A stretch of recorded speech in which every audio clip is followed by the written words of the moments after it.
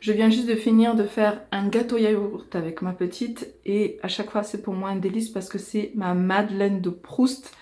Chaque fois que j'en prépare un, je suis en joie parce que ça me rappelle en fait de bons moments quand je l'ai préparé avec ma mère quand j'étais petite.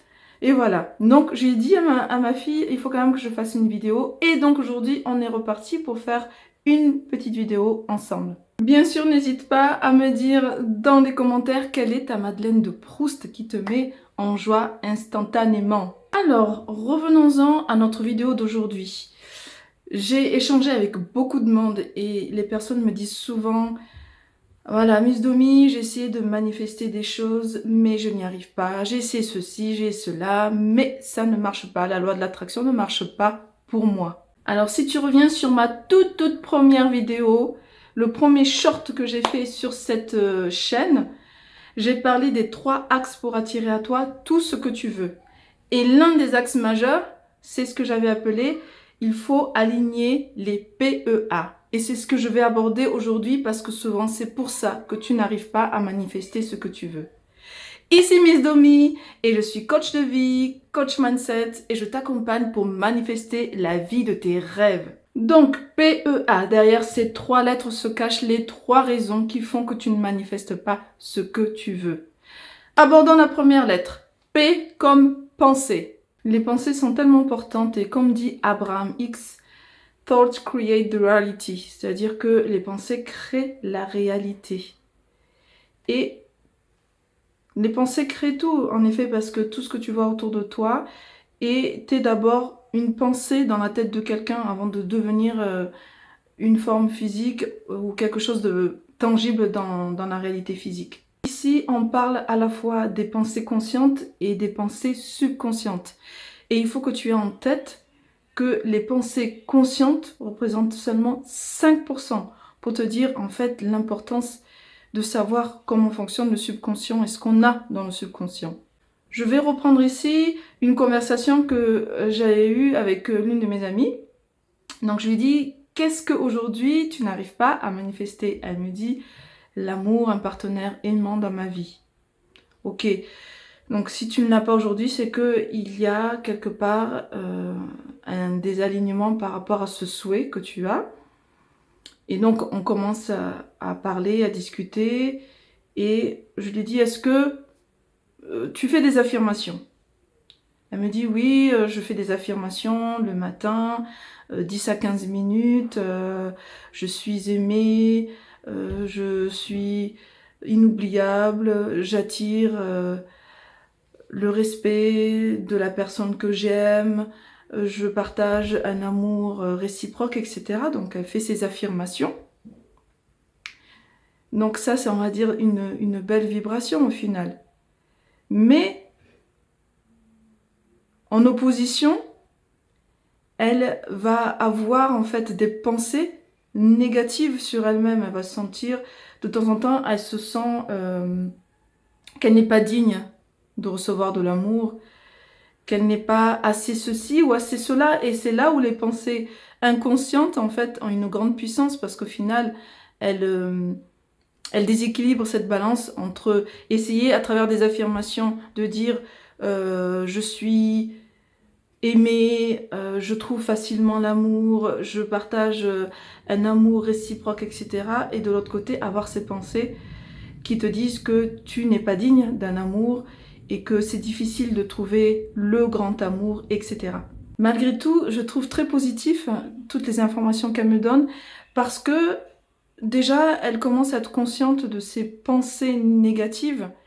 Et donc, la première étape déjà, c'est d'être aware, c'est-à-dire être conscient que de temps en temps, on a des pensées négatives qui nous viennent.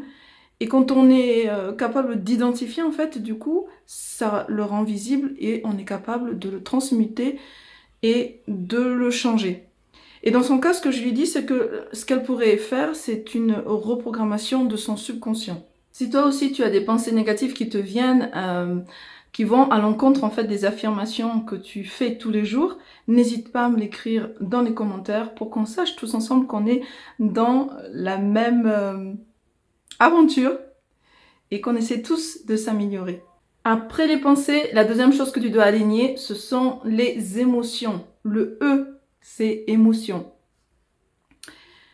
Si par exemple dans une journée, je te demande de noter combien de fois tu ressens les émotions ou ces ressentis liés à la peur, la colère, la jalousie, l'anxiété, le doute, dis-moi, est-ce que tu ressens ces émotions-là plusieurs fois dans la journée? C'est important en fait de pouvoir se le noter.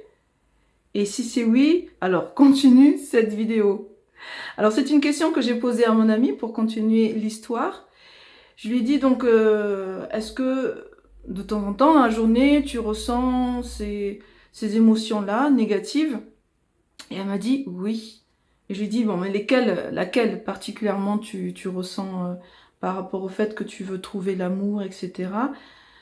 Elle me dit, par exemple, quand je vois un couple qui semble heureux, je ressens un peu de jalousie. Ah, ok. Et elle me dit, je me compare à eux aussi pour savoir, mais qu'est-ce que je n'ai pas qui fait que je n'arrive pas à trouver l'amour. Donc, en fait, elle ressent comme une sensation de manque. Tes ressentis sont tes émotions sont tes vibrations, et tes vibrations ne sont pas alignées avec ce que tu veux réellement. Avec ces vibrations négatives, donc tu vibres bas et du coup, ça bloque ma manifestation. Et là, mon conseil pour elle est d'apprendre à shifter immédiatement sa fréquence. Quand tu sais faire ça, c'est comme si tu appuyais sur le bouton premium quand tu fais une commande sur Amazon. Ça accélère ta livraison. Une première pratique que tu peux faire, c'est le breathwork, c'est-à-dire la respiration. Parce que ça te permet d'être ancré dans le moment présent à travers tes inspirations et expirations. Et là, tu peux en fait shifter rapidement ton énergie d'une vibration négative en pensant à tes problèmes, etc., à une vibration positive, là où tu te sens connecté au moment présent. En faisant cette inspiration lente, expiration douce et lente, ça te permet de revenir au moment présent, d'être conscient en fait de ce que tu ressens de la jalousie, de l'anxiété, de la colère, etc. Et tu peux le shifter en ayant de la gratitude pour le moment présent, juste parce que tu es en vie. Et ce shift peut se faire en un instant, c'est une question de décision de ta part. Alors, nous avons précédemment adressé le P de pensée, le E de émotion et le A maintenant pour finir, c'est le A de action. Parce que tu dois aligner tes pensées, tes émotions et tes actions avec ce que tu souhaites réaliser, avec ton désir. Donc, pose-toi la question, et c'est ce que j'ai posé comme question à mon ami. Quelles actions, en fait, tu entreprends pour avoir l'amour de ta vie? Elle m'a répondu pas assez certainement. Parce qu'en fait, elle se cache derrière le fait qu'elle est introvertie et donc elle n'ose pas forcément sortir, faire des sorties hors de sa zone de confort. Mais tu dois te mettre en fait des actions hors de ta zone de confort pour avoir des opportunités. Je sais qu'elle est introvertie, je sais qu'elle aime rester chez elle, casanière, prendre son temps. Elle peut rester plusieurs jours sans discuter et voilà, pour elle c'est du bon temps. Mais si elle veut vraiment trouver l'amour, il faut qu'elle se mette en action, qu'elle entreprenne voilà, des choses qui lui permettront